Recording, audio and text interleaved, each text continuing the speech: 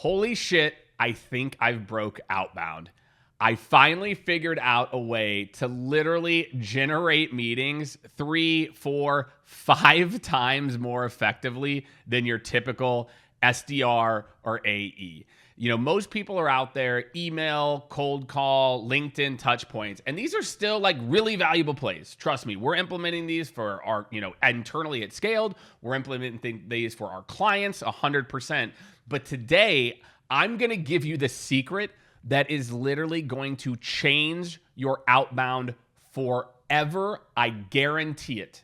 So I first want to go back on my AI-powered sellers to a time and place, which was what used to be outbound. And for a lot of you, you might not have been in the sales game in 2010 to 2015. And what people did then, okay, back then, right, in 2010, 2015, there weren't that many tools. And so you had a database, you researched the person, you sent out a customized email to them, you made a cold call that was customized to them. You probably weren't doing LinkedIn, maybe you're sending them a handwritten note. And guess what? Outbound was working. Teams were hitting numbers, right? It's pretty crazy to think about, when I kind of like think about back in time, it's like, well, we didn't have the technology. It's like, but we hit numbers because we were focused on outcomes, right? And then the next part of your history lesson is what happened from 2015 to about 2020, 2021 is we had the rise of all these new sales engagement tools. And they gave sellers the ability to start to send out cadences. Email, call, LinkedIn, call, email, call. Okay. What most people do not realize, and here's a history lesson for all my OG AI-powered sellers. A little history lesson for you. The first tools, there's one called ToutApp, shout out to TK, Yesware, and I think it was either Outreach or Sales Off when it first came out. None of these tools would let reps hit send all. When these tools came out in 2015, they realized if you start hitting send all, as a sales rep, you're going to start to train all the quality out of them, and you're just going to start spamming people. Well, guess what started to happen? 2015, 16, 17, we saw it ourselves. Email-only sequences and cadences kind of worked. And then what happened is people forgot how to call, right? And then it's like, oh my gosh, 2020 hit. Well, gosh, who the hell knows what's happening? Then people started working. It was virtual. 2021, the market was on fire. But guess what? The email-only stuff has started to decline. And I think what happened is you have a whole generation of people that have grown up learning outbound as a seller. It's a bunch of emails that are supposed to be send all. And guess what? Again, the send all did work, but it's not working now. Look at the results. I think this results from last year. I think Gong put this out. It was like 20% of teams hit their outbound number. 20%. I'm guessing that's high. That's my personal hot take. All right, everybody. And now let's jump into like the last few years where I feel like outbound has just gotten, almost impossible. And I want to tell you, there's 2 big trends that I see impacting outbound right now. Big trend numero uno, okay, is we've replaced the word scalable with automated. And I don't know if this is a RevOps problem or a sales leadership problem, but my friends, companies started to try to automate everything as opposed to build scalable, repeatable processes. That's it. That's what you need to do. You want to automate research and this, blah, blah, blah. And then the rep comes in for the last 20% of every touch point to make it a 10 out of 10. So again, what we're seeing with teams that are winning today, that's what they're doing, right? And then the other is this over focus on activities. And I'm going to give you guys a quick little history lesson here. A lot of the numbers that you are being held accountable to, okay, were based off of a world called predictable revenue. This book was written based on data over 20 years ago, where all people did was really call. They had a little bit of email, so every touch point was personalized. Now, fast forward to today, all activities aren't equal. So before, the activity equals meetings worked because every touch point was high quality. Now, It's not the case. Now we're sending all, and then this one's customized, and then I did a LinkedIn touch point, and then blah, blah, blah, blah, blah, blah, blah, right? And so that's why you got 20% of teams hitting outbound. And so in today's episode of the AI-powered seller, I am going to give you the play. And you're gonna see this play. And most of you are gonna, and again, for those of you who are listening along, do not worry. I will be very descriptive for you. You are gonna hear this play if you're driving in your car, or you're gonna see this play on YouTube, and you're gonna go, what the is this? Jake, this is way out there, but I am telling you, my friends, this is doable right now. I spun up a demo, I did this, and I'm gonna walk you through it, right? So what is working today? And where did this play spawn from? Again, we have a division. I'm also the co-founder of a company called Rev Optics, which used to be a division of Scaled. We are the largest deployment partner for the two largest sales engagement platforms. So this team literally does like 500-600 deployments of these tools every year. We've deployed sales engagement platforms thousands of times and overhauled them. There's nobody in the world that has seen more instances of these platforms than us. And so when I tell you this is what's working, this is what's working, okay? So the number one, kind of a couple of things before I get into, the play of all plays. Number one is know your persona and your industry trends. Execs right now are only taking meetings with experts and people who sound like they know that they're talking about. So if your sequences aren't like, look, I work with VPs of sales, specifically those that sell into fintech, specifically those that sell into regional banks. And we know these are the pressures on regional banks right now. So as a VP of sales, you're feeling this, and this is how I can help you. That is how specific you have to be to cut through the noise. Number two, drum roll, the phone. I cannot iterate this enough. We have clients. I literally talked to a guy like 2 weeks ago. 80% of their meetings, and they had their best month of outbound, and it's because of the phone. Another one of our clients, high-tech company in the finance space, 50% of their meetings for the phone. And my friends, it's not that the phone is like phone. It's that he warms them up. There's a LinkedIn Connect, email, maybe a message that they send them on LinkedIn, et cetera. So there's like a warm-up of familiarity, and then by the time the calls start kicking in, it's like, oh yeah, this guy's reached out a few times. So the number two thing that's working is the phone. And I know nobody wants to hear this. And again, I'm not saying everybody answers the phone. The thing that most people don't realize, a voicemail in 2025 is the same thing as a text message. How many of you, how many of you listen to your voicemails? Ugh, I want to listen to my voicemail. Come on, right? And number three of what's working is standing out and being different. And that is what we are going to do today, my friends. This play, I am so pumped. We are literally in the process of piloting this right now, and I could not be more excited because what this play requires is for teams to build a really scalable, very, very scalable process that also is kind of fun. Like not kind of fun, really fun, right?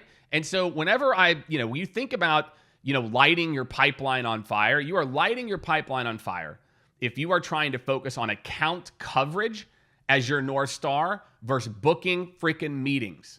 The goal is to book meetings, right? And I'm telling you, right, your competition is going to hate you for running this play first because they're going to be stuck being like, oh my gosh, well, this sounds, I don't know if we could possibly do this. What could we possibly do? So we're going to break this down into two main pieces here. First, I'm going to talk about the white paper section, and then I'm going to talk about the podcast section. So without further ado, I know you're ready for it, right? Let's jump in to white papers at scale, all right? So I want you to forget the standard case studies.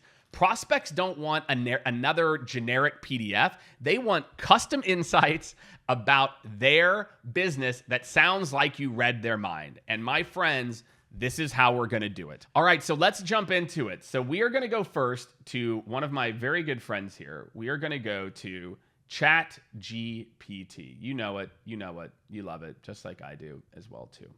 So let's get into some of the use cases around ChatGPT. The first thing you're going to see is I'm using the O1 Pro model. My friends, I live in this thing. The O1 Pro model, okay? It is the absolute best model that exists today. You're going to see things on here like, again, as I start to get into it, you'll see things like deep research that it has access to. as I get further and further into it. Again, this is what I love this one. There's also another one you can use. It's a favorite called the O1. The O1 Pro is by far the best. So if you want to use the O1 Pro, this is what I suggest, right? And I went ahead and did this ahead of time for the podcast. The O1 Pro is so good at reasoning. You type it, you couple that with deep research, and it just gets crazy. So what we're going to do, my friends, is we're going to prospect a little company called Okta today. Okta, and again, I'm going to teach you about Okta's business because guess what? ChatGPT taught me about its business. So let's jump into the white paper play. All right, the white paper play looks like this. Okay, so we're just going to go to the very top here, my friends. What this allows me to do is create a customized white paper based on the trends in the prospects industry and specifically the trends that are impacting that persona. So here's the white paper play. Get ready, right? The white paper play. Write me a 5-page white paper on the biggest trends impacting John Addison, CRO at Okta. Focus on the trends for someone in his role in the space. I want detailed trends that are impacting his role and what someone in his role must do to adapt to the trends over the next 3 to 5 years.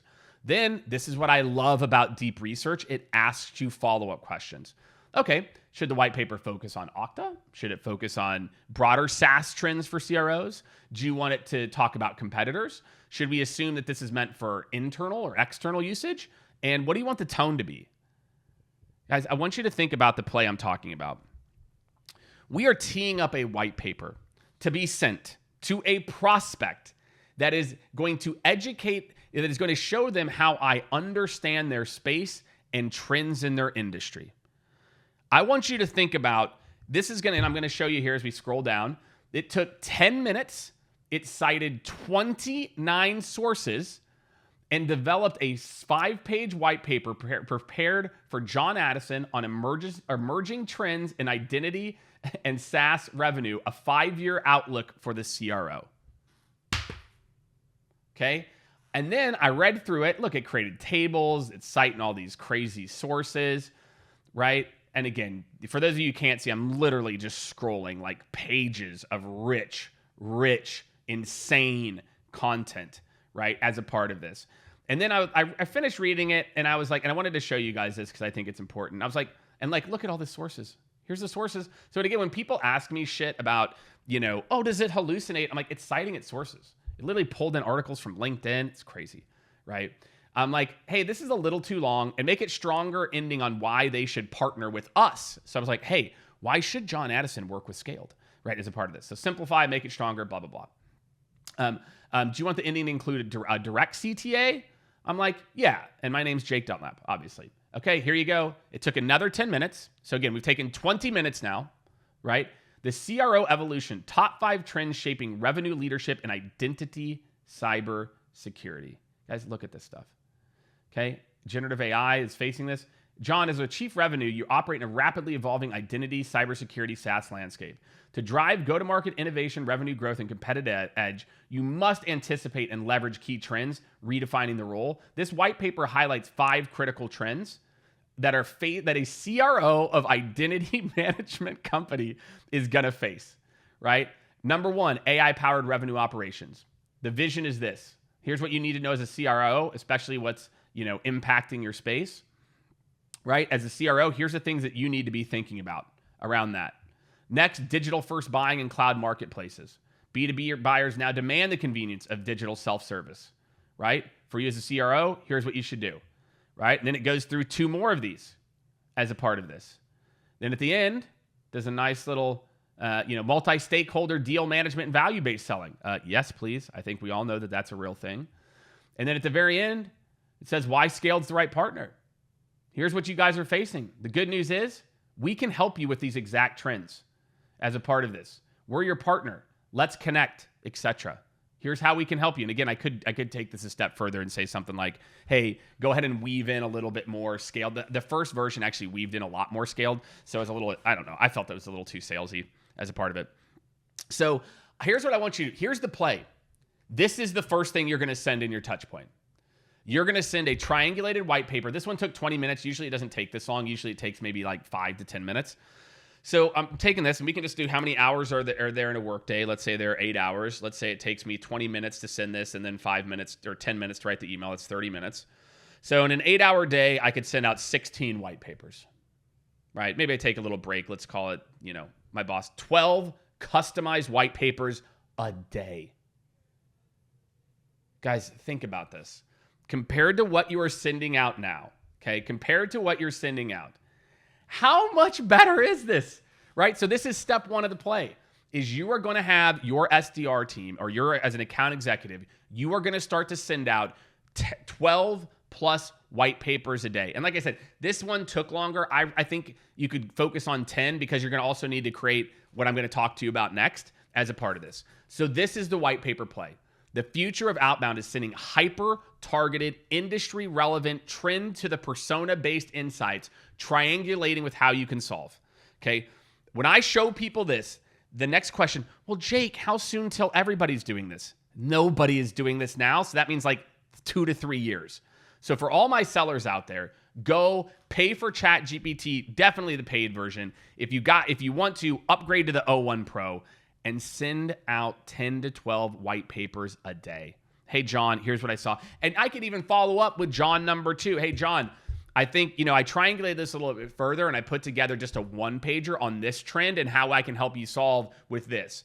And I could take 1, 2, 3, 4, 5 of the different trends it highlighted. And then I could say, what I want you to do next is I could create a one-page little mini version of this for each one of the trends that triangulates. That's touch point 2, touch point 3. That's what I got. The white paper secret weapon. Okay, now get ready for number 2. My friends, how many of you know about Notebook LM? If you do not know about Notebook LM, you are going to know about Notebook LM after this episode. Okay, so stop sending boring emails that nobody opens or these cheesy LinkedIn messages. I'm going to show you how to create customized, personalized podcasts that prospects literally cannot ignore. It is impossible. If you send someone a personalized podcast about their business and the trends and how you solve them, you are getting that meeting. All right, my friends? So let's talk about this, right? So let me show you all Notebook LM. For those of you who aren't familiar and those of you who are familiar, maybe I can teach you a little thing or two here. All right, so this is Notebook LM. Notebook LM is a Google product. Shout out Google. And what you do is you upload content. So what I did is I uploaded John Addison's LinkedIn profile. I found a link to his bio on Okta. I gave it a couple of links about Okta, the company itself. And then I gave it a couple of links to Scaled as well. Okay. Then over here, a lot of you cannot see this, maybe, or maybe you can, maybe you can't, is you can see this. This is where it says Okta CRO, the future of IAM and where Scaled can help.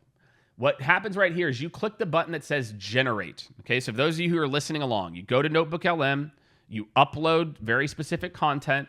There's a little button here too that says customize. You always hit customize and tell it what you want the podcast to be about. So I said, hey, I want this podcast to be about John, his industry, what he's facing, and all of those things. So let's get into the podcast a little bit. So sit back and listen. We're not going to listen to the whole thing, but I want you to listen to enough of it to get the gist of what we're trying to do here. Foundational. Security, user experience, it all hinges on it. So looking at a leader like him at Okta gives us a window into the broader tech scene. Absolutely. The pressures, the opportunities, it tells you a lot. So for our sources today, we've looked at John Addison's LinkedIn profile, trying to understand his background and focus. Get a sense of the person. Exactly. We've also dug into Okta's official website, how they present themselves, their strategy. The company line, basically. And we also have a quick look at Scaled that works with sales teams, just to think about potential way companies like Okta might get outside help. Right. The individual company and maybe potential partners. Guys, it's 100% AI generated. 100%. I want you to think about that. This took me to get the links and these things. This also took me about 10 minutes, probably.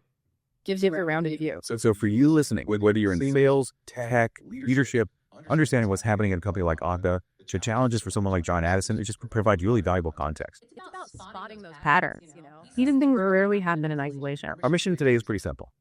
Pull out the key insights about Okta's world and John Addison's part in it, without drowning in detail. The must-know stuff. Okay, so let's kick things off. So what's the core of Okta's business? What do they actually do? Well, fundamentally, Okta positions itself as this neutral, powerful, and extensible identity platform. Jushul is interested. What do they mean by that? It means we're trying to be independent, right? Sitting on top of or alongside other stacks, managing identity across everything, not tied to one specific cloud vendor like, say, Microsoft or Google.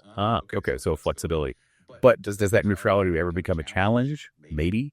Competing against those integrated layers? That's a good question. It probably does in some deals, but their whole pitch is about being on that independent identity layer. Gotcha. And they split their solutions in two main areas. Pretty much. Okay, so you're demonstrating that you get the problem, you get the challenge. I want all of you to think about like what we're sending out right now. Right now, I'm going to fast forward just a little bit here, and you can hear how it'll start to triangulate things. Keeping the whole team up to speed must be a constant effort. For sure. Agile training, tight alignment, product marketing. It's a whole machine that needs to run smoothly. And we should mention off. They acquired them, didn't they? They did a little while back. Also, it's also daily view. We're trying to connect everything. So I saw they're talking about AI now too. Yeah, that's definitely our friend. AI powers security features, using machine learning, presumably, to spot weird login patterns, detect threats, make secure and smarter. This sounds like a crucial selling point, especially now. Absolutely. Communicating that enhanced value, that proactive security, that's got to be key for John Addison's sales team. And they had this thing called the Okta Secure Identity Commitment, OSIC. Right. OSIC seems like the public pledge, their initiative, to really double down on security, build trust, and show they're serious about tackling identity attacks. In this climate, you have to have something like that. Makes sense. I mean, they serve a lot of different industries. It's not just tech firms using. No, not at all. They list public sector, financial services, healthcare, retail. It's really broad. Which must be challenges for sales, right? Selling into healthcare is different from selling to retail. Hugely different. That diversity means John Addison probably needs specialized sales approaches, maybe even teams for different verticals. Tailoring the message is critical. And they back this up with customer stories, stats on uptime, the number of iterations, painting a picture of a life. So again, it starts to triangulate with trends for him. So imagine a world where you send someone a podcast about trends for their roles. So we're going to keep listening a little bit because it just gets better here. I'm going to skip ahead a little bit. It is an executive program. It's Michigan Ross through Oracle. Right. Shows commitment to continuous. Now it's talking about John. It's talking about his His LinkedIn skills section, solution selling, has a lot of endorsements. Does make sense. For a platform like Okta, he can't sell features. You have to understand the customer problem and craft the right solution. That's his apparent strength. And banking, you get endorsements too. Maybe from his Oracle days selling in finance. Could be. Financial services is a key, very security conscious vertical for identity management. Experience there is not valuable. And with recent LinkedIn activity, looks like travels a lot.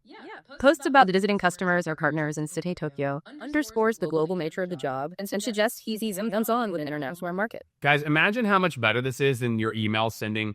I saw in your recent LinkedIn post that, you were visiting partners. Imagine how much better this is in terms of cutting through the noise. Okay, so experienced global sales leader, proven track record, promoted internally, relevant background. Seems like a solid fit for Okta CRO.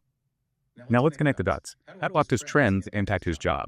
That platform complexity, for instance. So such a broad, extensible platform, integrating off and adding AI. The main challenge is probably ensuring his global team can actually sell it effectively. You mean articulating value across all those different pieces? Exactly. Just different industries, different outcomes and sizes, danger for translation. Keep in mind, I've taught this thing nothing about sales.